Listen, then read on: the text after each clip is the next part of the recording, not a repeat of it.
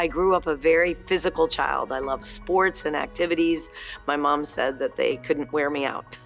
And so at age 7, I went with 3 other classmates to ballet. And from age 7 and 8, I went once a week.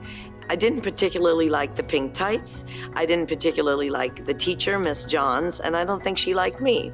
So after 2 years, I asked Mom if I could quit. And so I did, and it wasn't until I was 11 when I tried again at a different studio, I fell in love with dance.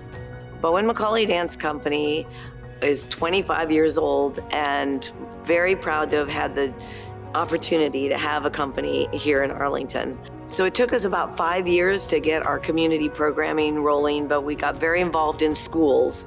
So Bowen McCauley Dance offered in-school programs and performances, some workshops, and then residencies. An example of a really successful residency was at Kenmore Middle School. We were there for, I believe, 14 years in an after-school program.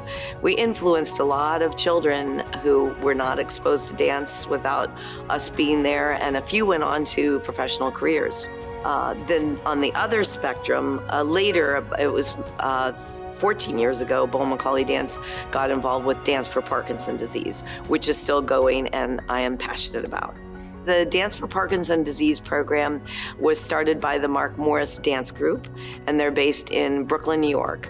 A wonderful company, and their program is, I believe, celebrating 20 years now.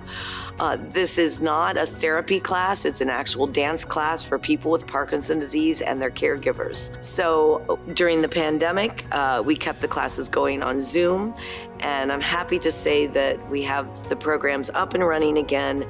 I have one program at the Maryland Youth Ballet in Silver Spring, a program here at the Kennedy Center in the Reach, and also at George Mason University of Virginia location.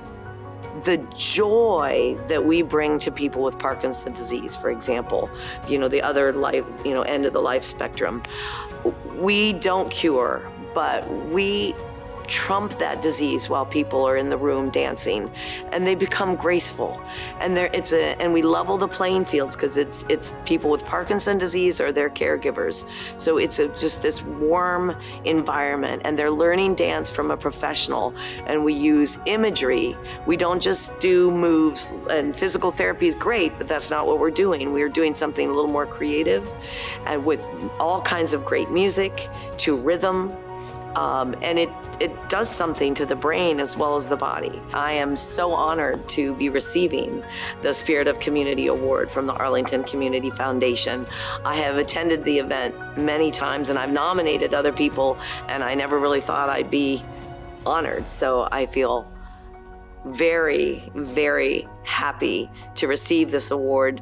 Really, the joy that the arts can bring. If it's dance or looking at a painting, it can soothe someone's anxiety or get someone to paint.